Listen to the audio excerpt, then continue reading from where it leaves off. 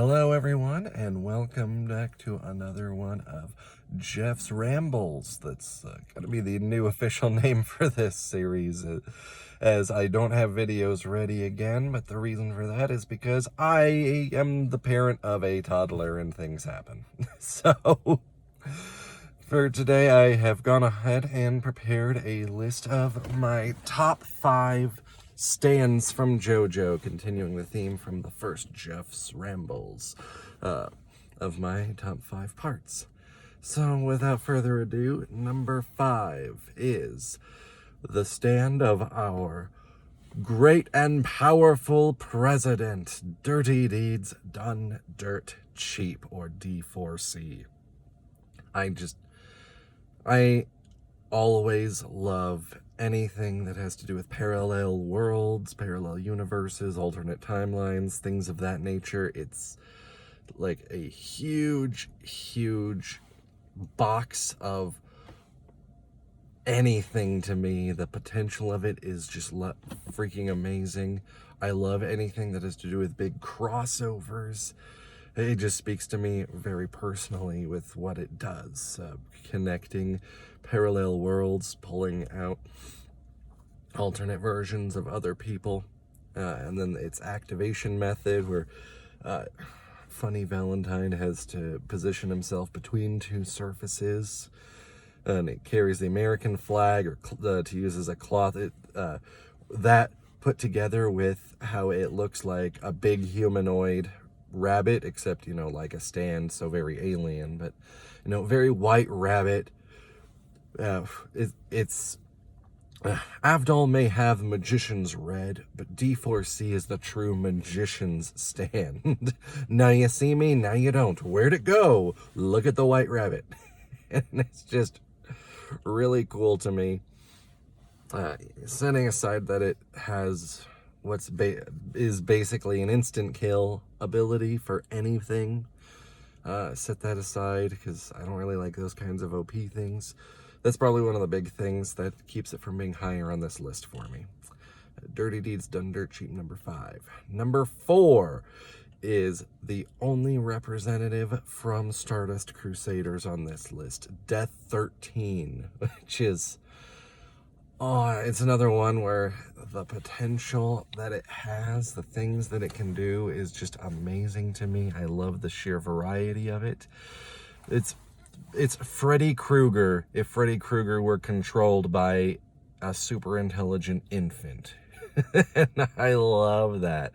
The clown face of it, its huge scythe, the carnival theme that it has going for it, dream invasion, and that you can't defend against it unless you already know it's coming, and who's going to know it's coming? If you knew it was coming, you wouldn't go to sleep to begin with. So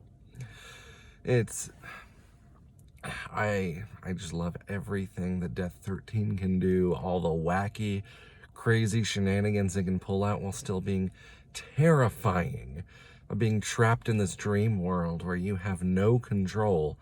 Anything can happen, and it's just a horror land. And that it's controlled by an infant. He makes it even more scary, honestly. Bringing us up to number 3, Echoes. Acts 1, 2, and 3, doesn't matter. Whoa, sorry, lost my grip. Echoes, I love it. The growth that it signifies for Koichi all the way through part 4, I adore. Now, it starts as just an egg that is literally unable to do anything. It's just an egg. When it hatches into Echoes Act 1, that it can stamp things with sound effects that reverberate. It's one of those where it makes you think, well, what can you even use this for? But then Koichi pulls out some really creative stuff. Creating dial tones on a phone to call for help, or just create a pounding headache in someone who's threatening his family. And then when it evolves into Act 2, is in my opinion where it peaks and is the best, where the sound effects that it creates actually happen. I mean, that's amazing. You've created Adam West Batman POW as an actual power. And I love it. Make things hot by putting sizzle on it. Make things springy and bouncy with a boing sound effect stamped onto it. It's like you can do almost anything, and yet it's still not super powered. It's not overpowered. It's just incredibly varied and very unpredictable. Just at the loss of some range, but it still has really high range. And Echoes just is one of those stamps where every time I see it in effect, it makes me go, until it gets to Act 3, and then I feel like it drops the ball quite a bit. I like that it becomes a sentient stand. That's cool. If I'm not mistaken, the first sentient stand we see, maybe misremembering. It's very early. I know, but that it rhymes freeze with 3 to make things very heavy and be unable to move is... I mean, I get the feeling that it was intended to have a lot more variation to it, where it could rhyme anything with 3 to make an effect, but we never see anything other than 3 freeze. And as very useful as making something heavy to the point of being unable to move is, Act 2 just has so much more to offer. And that's a huge punch against it as to why it's not higher than 3. Hey, Echoes Act 3, place number 3. And second place in my top 5 favorite stands is Crazy Diamond, the stand of my favorite JoJo, Josuke. And Crazy Diamond is just... Oh, it takes another simple concept, fixing things or repairing things, reverting them to a previous state, and does so much with it that it's insane. It's crazy. Crazy Diamond.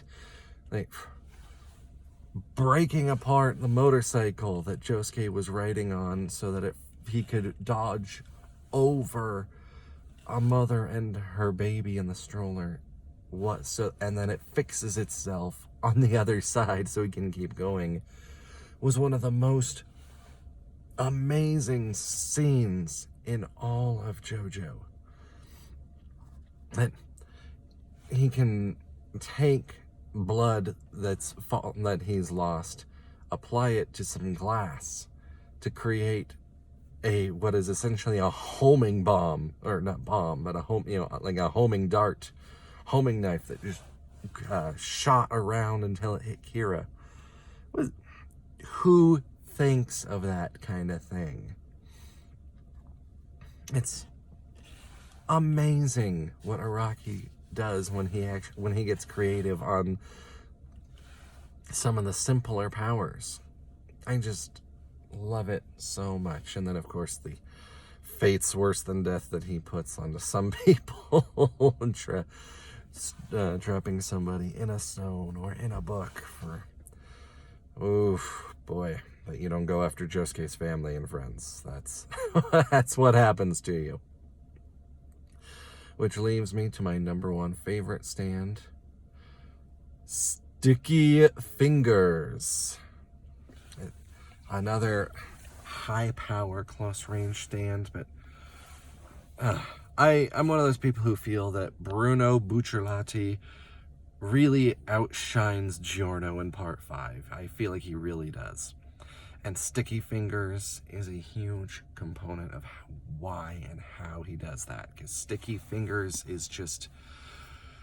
I love everything about Sticky Fingers, from its design to its ability to how Bruno uses it, to Bruno himself. I honestly wish that Part 5 were about Bruno and Bruno were our JoJo. But that's beside the point. I'm supposed to be talking about sticky fingers, which zippers. Who would have thought that zippers would be so crazy and cool? You need some extra reach, unzip your arm, and boom, you got 'em. Need to get somewhere in a hurry? You've created a zipper on the floor or on the wall, and you just zoom right past. They need a hiding spot? Zip it, put it in, zip it up, it's gone. Dismantling your opponents.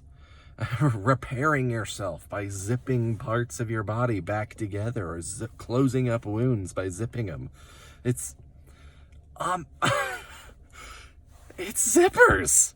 Like, this shouldn't be that awesome, but it is. Zippers are, it's just so cool. I don't understand why I love it so much, but it does so much. Need to get somewhere in a hurry, go through the wall, zip, boom, you're done. I just love it. Sticky fingers. I'm not sure that I will ever see a stand that I love more than sticky fingers. And none of the stands I've made, and there's probably more than 30 or so that I've made, none of them come close to matching sticky fingers for something that I love as my favorite stand. So I could go on about it all day, I really could, but I have to get into work. So thank you very much for watching. I hope that you actually enjoy these Jeff Rambles segments. But if you do, drop them a like, give me a subscribe. I love you. I love you. And you have a wonderful rest of your day. As always, close out a video with a big cheer. Hell yeah!